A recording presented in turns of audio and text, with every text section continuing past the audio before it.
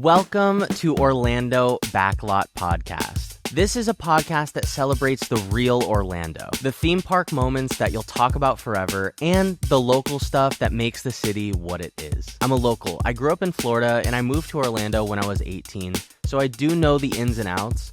But this isn't just a tips and tricks podcast. It's stories, opinions, and the kind of recommendations you'd get if you had a friend that lived here. Definitely be talking about Universal and Disney and just everything that makes Orlando what it is.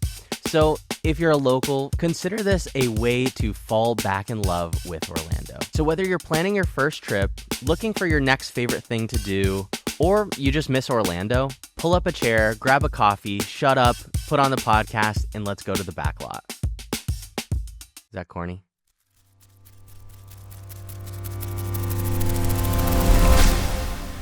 What's going on, everyone? Welcome back to the backlot of Orlando Backlot Podcast. My name is Tyler Tamburino. We got some really exciting stuff to talk about this week. From epic universe expansion theories, we're going to start talking about Halloween Horror Nights speculations, because I have a few, and I've read a few online as well that I want to talk to you guys about. I also would love to hear your thoughts on it as well. We've got some Disney stuff to talk about, and some general, the city of Orlando happenings going on this week. Let's go. We're going to start with Universal Orlando Resort. It's freaking Butterbeer season, second best season of the year. I'm going to talk about what is going on. I'm going to read it right from my notes here, Butterbeer season runs from March 1st to May 31st, 2026 at Universal Orlando across all Wizarding World locations, including Hogsmeade, Diagon Alley, and the Ministry of Magic at Epic Universe. This year is really significant because it's the first year that Butterbeer season actually exists at Epic Universe, which I think is really cool.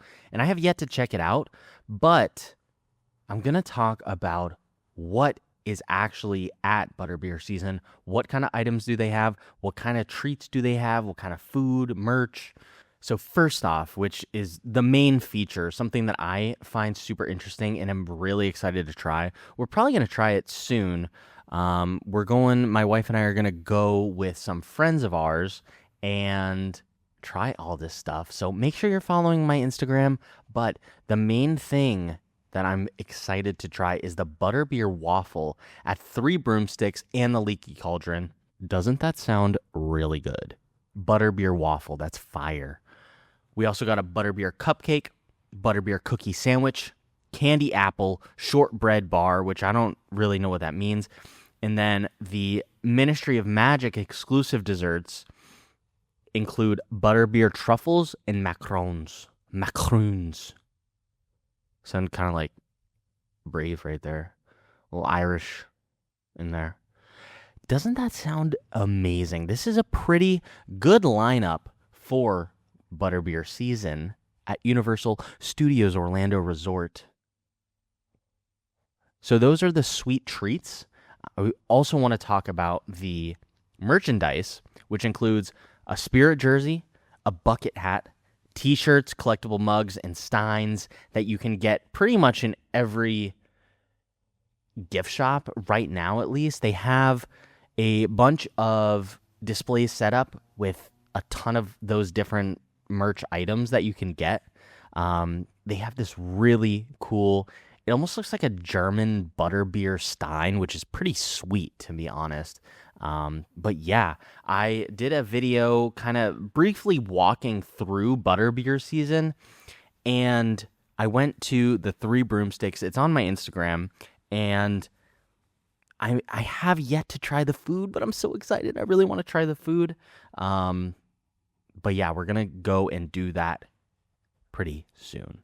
So last week, we talked about Epic and kind of just the smaller expansions, like the convention center that they're building and the firework pad that the permanent firework pad that they've built. But there's no confirmed news yet about any actual expansions of Epic Universe, but I want to go over some speculations because there has been a lot of rumors and chit chats going around on the internet. What we've seen: land clearing and backstage work in designated expansion areas. There's been permits being written and signed near the Ministry of Magic expansion zone. Infrastructure prep behind future build sites, which is basically meaning the areas surrounding Epic Universe. The strongest speculation, the most popular, is the additional Wizarding World attraction, which we have no idea what that could even be. It's just, a speculation of what else they could do there. Long-term Pokemon Land, which I don't think is going to happen, at least in Orlando, but that could be really cool. Something that I do think could happen is the Zelda rumors, kind of a retheming of, at Islands of Adventure, possibly a retheming of the Lost Continent, but I would love to see a Zelda portal at Epic. Anything Zelda in a physical form at a theme park would be so freaking cool. Be so awesome. But we'll see. Also, additional Dark Universe growth. Nothing has officially been announced, but these are what is being talked about. This is what is being talked about online right now. But I want to give my 2 cents because, just from my research, meaning my doom scrolling, I've been seeing a lot of people talking about which I think is kind of crazy, actually. It's not even I don't even think it's a real thing, but I just thought it was kind of interesting, worth mentioning. So it looks like if you look on the map of Epic Universe, you zoom out, you can actually see the just empty plots of land surrounding the outside of Dark Universe. And they put the big life-size to scale models of the original monsters. Like, I think Dracula was there, Creature of the Black Lagoon, and Frankenstein's monster was laying in this empty field. And everybody, it went super viral, basically. This Google image map, or this Google map image of the creatures laying outside of this, of Dark Universe. And everyone's like, oh my God, the Creature of the Black Lagoon was flipped upside down, so maybe that means something. And Frankenstein's monster was laying north of, the park, so I wonder what that could mean, and blah, blah, blah. And then a lot of the comments were just saying, like, I'm a team member and we just moved them out there for space. So, yeah, this doesn't really mean anything. But the other part of me, why would they put that there? You know what I mean? Why wouldn't they just put it in a storage area? Why would they just lay it outside in like a random plot of land? Because there was nothing else surrounding it. It was just the models. There wasn't even like any construction, materials or anything like that. It was just that. So yeah, I thought that was kind of interesting, worth mentioning. But if you guys see anything about that, let me know, because that's kind of funny and pretty interesting to me as well. Halloween Horror Nights 35. Speculations. Halloween Horror Nights 35 runs from August 28th to November 1st, 2026 at Universal Studios Florida. Is that correct? Because last year, in the previous years, it's also run to November 2nd. I could be wrong, but this is what I'm reading here. It usually goes till about November 2nd, which is kind of interesting. But anyways, we'll see. This is the 35th anniversary year, so expectations are a little bit higher than normal. Last year, they kind of, I don't want to say scaled back, but it wasn't as, there wasn't as much things going on last year as there was in previous years, and that's understandable. I mean, Epic Universe just opened. There was a lot of stuff going on. You know, it was the year before a pretty big anniversary year coming up. So, you know, we're expecting to be wowed this year. We are expecting to see a lot more, to experience a lot more. A lot of the names of houses that's being talked about right now is Stranger Things Season 5, which we can get into another episode, but there's a lot of mixed reviews on that, and I think that could literally be a whole episode about Stranger Things Season 5. Anyways, Five Nights at Freddy's, again, I am okay with this because the house was so good last year. If they're going to do another one, that would be pretty cool. I mean, that universe is so expansive, so they could do a lot with that. Possible Terrifier return, which I'm going to give a big thumbs down. Not a fan of the Terrifier movies at all. Not a fan of Terrifier. Sorry to break it to you. Yeah, if they bring that back, it would honestly be kind of a loss for me if something else could have gone in that house or a scare zone. You know, I don't mind, maybe bringing them back in some way, but to give them another house, I don't know. It was so overrated to me. It was also way blown out of proportion, that house, and it just didn't really seem, it wasn't, I'm just not a fan. Honestly, could really do without it. Possible return of Jack the Clown or another anniversary icon. You know what I would love to see? The director. I would love for them to bring back the director for a house. I think that would be so cool. Or just for an icon, I mean, not a house. That would be really freaking sweet.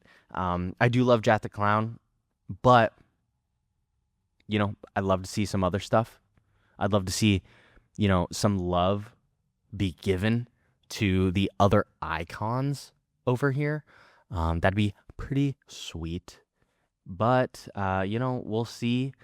Another thing that I personally am wanting to talk about is the involvement of Sinners, the movie, in why I don't think it will work as a house. If you haven't seen Sinners, go watch it. It's a fantastic movie. It's literally probably one of the best movies I've ever seen. People are speculating that it's going to be a house, but my argument for why it probably wouldn't be considered for a house is because a lot of the Halloween Horror Nights houses need a couple of things. One of the main things it being is a decent setting that almost plays a character in the movie. It needs to be instantly recognizable. It needs to have a lot of personality. And it needs, obviously, a place where people can walk through the event and not... It has to have a place where people can actually walk through. And I don't think Sinners really even has a super recognizable place. Like, I'm going to compare it to Five Nights at Freddy's setting. So, like, you obviously have the pizzeria. Sinners, it has this cool vampire thing, but it doesn't really have a setting that is memorable. Let me know your thoughts. I said this to somebody who got lit up for it, because people love that movie. I love that movie a lot, but I don't think it would work well as a house. But I'd like to hear your thoughts on it. Pat O'Brien's at CityWalk for St. Patrick's Day.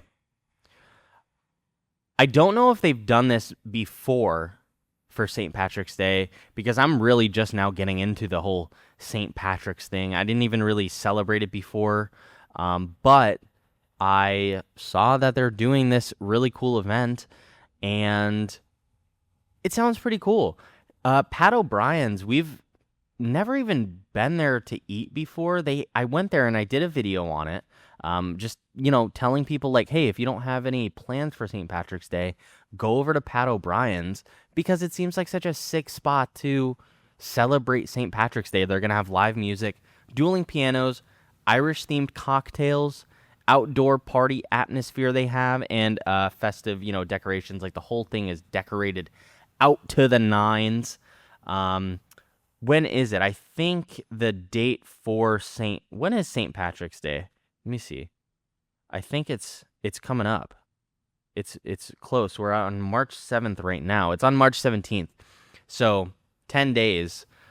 You can go over to Pat O'Brien's at CityWalk, enjoy some dueling pianos, which is something I've always wanted to see. And it just seems like a cool spot. It's got this whole open courtyard area. It seems like a really cool place. If, I don't drink, but if you did, I feel like this would be the spot to go and day drink. But yeah, just get in the St. Patrick's Day spirit. Sounds like a really fun time, and I would definitely check it out if you are in town for St. Patrick's Day and you don't have any other plans. Actually, that should be your main plan. So if you do have plans, you can cancel your plans, go to Pat O'Brien's, because that's probably going to be a lot more fun, to be honest. I don't know if we talked about this in the previous episodes, but Luke Combs is opening a bar at CityWalk. Don't know much about Luke Combs. I know he's a country singer, and a lot of these country guys, they love their bars. We have Old Red over on iDrive. I know, I'm not even going to say his name, but the guy that threw the chair off of the balcony got arrested for it. He owns a bar too. Not in Orlando, somewhere else. I think Nashville. But Luke Combs, he's opening a bar. It's called Category 10. The details, let me just say, 33,000 square feet, 3 stories. It's going to be a live music venue, restaurant, bar, and it's expected to open late 2027. Now, where is it going to go? The only thing that CityWalk has said, or that Universal, team has said, is that it's going to be in the heart of CityWalk. What does this mean? To me, that means it's going to be in the center of CityWalk. They also said it's going to have waterfront views. You know what I think they're going to do? They're going to take away that stage where they have, the people perform in CityWalk. If you just keep walking straight down to the lake, they have a stage there. They have a bunch of steps that you can sit on. Think they're going to take it away. People, I did a video on it too. People were saying there's no way that CityWalk is going to build a new structure. I think they're completely wrong. I do think they are going to build a new structure. I think it's going to be pretty damn big. It's going to probably ruin the skyline unless it's a pretty cool building. But, we'll see. You can't, nobody knows. Nobody knows.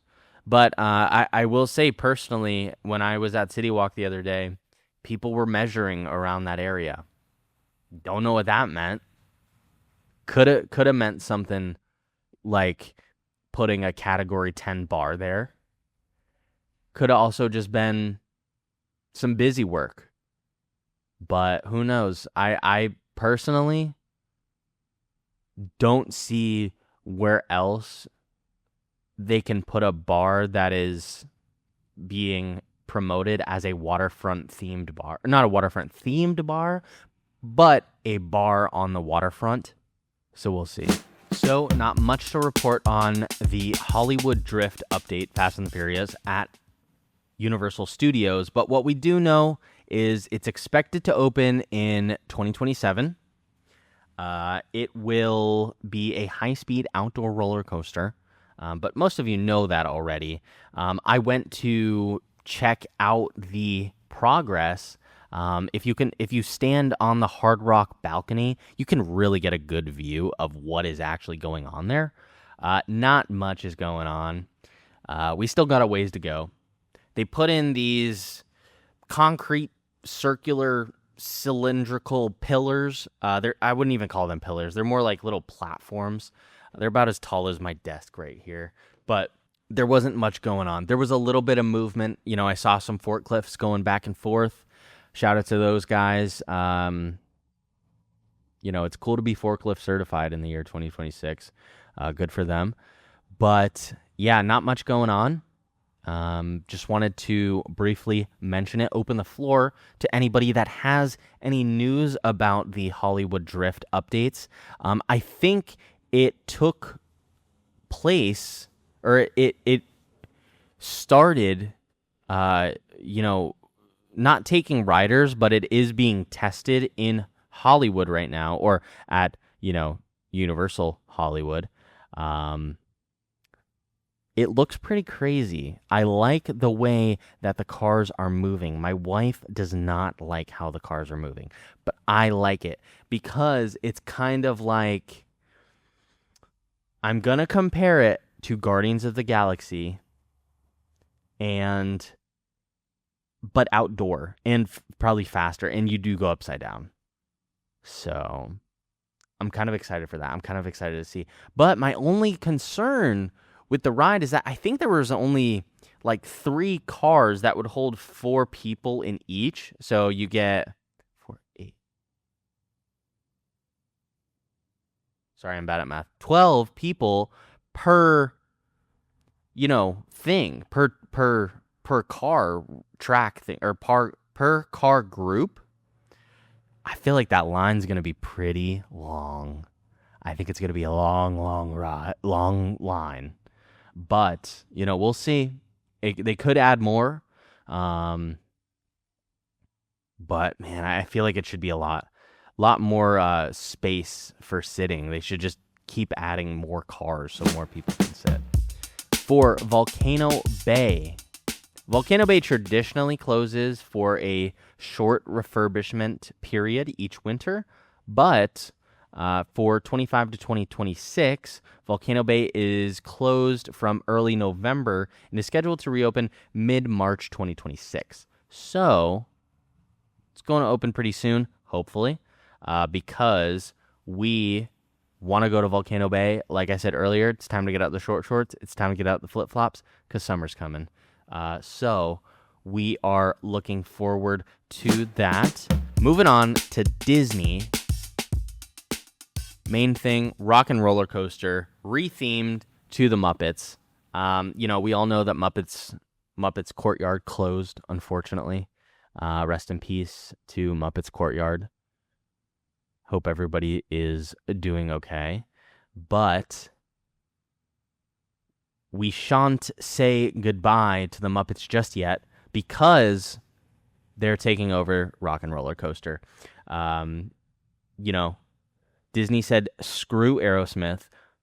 We're done with you. We're putting in Kermit the Frog, and that's how it's going to be. So that's what it is. I think it could be cool. Disney's pretty good about, taking the old rides, retheming them. I mean, look at Tiana's Bayou. It's a pretty sick ride. And, Splash was cool, but Tiana's is pretty cool as well in its own right. So I have faith that this will be cool. I am a little biased because I do love the Muppets. They do have a special place in my heart. The expected reopening of this is going to be the summer of 2026. So we're coming up on it pretty closely. It is March 7th, 2026 right now. It's feeling hot outside. Tomorrow, we are changing the clocks back, so it's going to stay light a little bit longer. So that means it's time to bust out your short shorts because it's summertime. That means summertime is on its way here. Bust out the sandals and flip-flops as well. But yes, back to the Muppets. getting a little carried away because I'm excited for summer.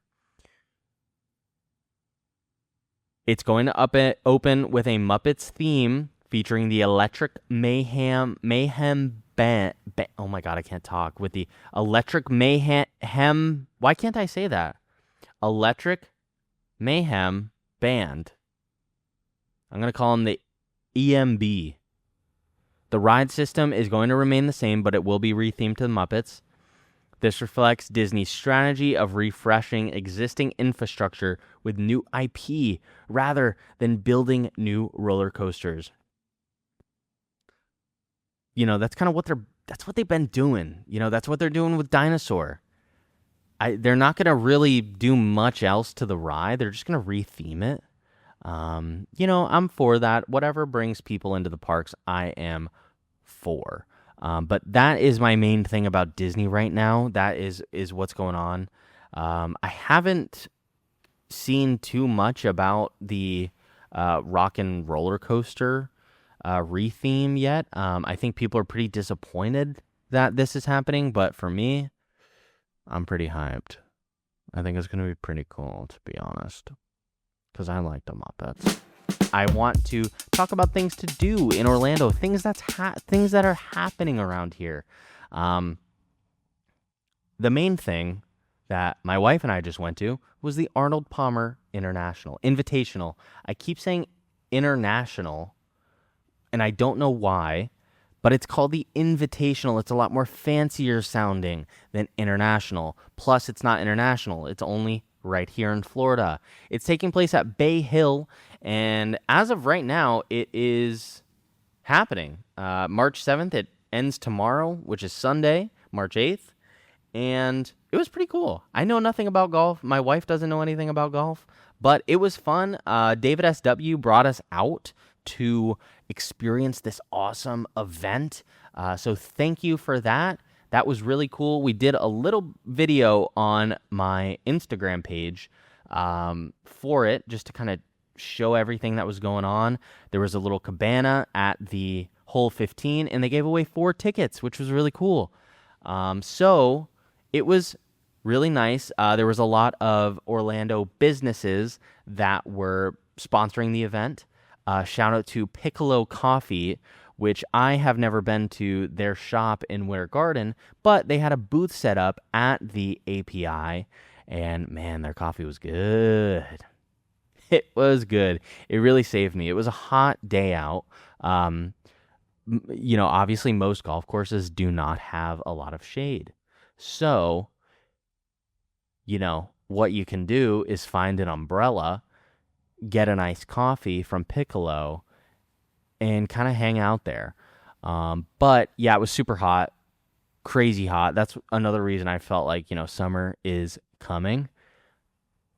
It was a nice event though. You know, the cabana at hole 15 was really nice. There was not only was David S.W. a sponsor of it, but there was a ton of other Orlando businesses that were sponsoring that had their own cabana in this whole kind of, I don't even know what you would call it. It's kind of like an area within the cabana that each business can have. So there was, you know, David S.W., Jeff's Bagel Run was there. Walt Disney World was sponsoring it as well, which was super cool. Universal was a sponsor too. They actually had a API event welcoming all of the members and fans of the event at Universal, and they had a you know, night specifically for the people that were coming to the event, which I thought was really cool. But yeah, it was really nice. It was at Bay Hill Club and Lodge in Orlando. The winner gets $4 million. That's crazy to me. $4 million. But yeah, we will find out who the winner is tomorrow. But we had a lot of fun. We got some food. The food was actually good. It wasn't just some, you know, crappy buffet food. It was actually nice steak, cooked really well. A lot of salad. You can get, you know, your average burgers, hot dogs. It was really nice. It is a yearly event. and kids under 15, I think, can get in for free. Don't quote me on that, but I do know that kids under a certain age can get in for free, which I think is pretty cool. It is a yearly event that happens in Orlando, so if you're into golf, definitely check it out. It's a pretty sweet thing to do in Florida, especially the stereotype of Florida is old people come here to retire and play golf. And sometimes it's fun to play into that. So, yeah. Well, I think that about wraps up the episode 3 of Orlando Backlot podcast. I hope you all enjoyed. I hope you all are enjoying this as well. Please let me know if you have any questions to ask or any topics that you'd like me to talk about. I shoot these every other week, and these are posted on every other Monday. So this Monday, we're going to get one, and then not the next Monday, and then we're going to get another one on that other Monday. So yeah, I do want to leave you guys with a question to answer in the comments below. And that question is, out of all the speculations for Epic Universe expansion, what do you think is the most realistic one, and which one do you think will actually come first? I have an answer, and I will answer it in the comments below. I'm going to pin my comment so you guys can see, and also drop in your answer as well. Again, we'll see you the following Monday, and thank you guys for watching Orlando Backlot Podcast, the podcast of the century. Sorry. Bye.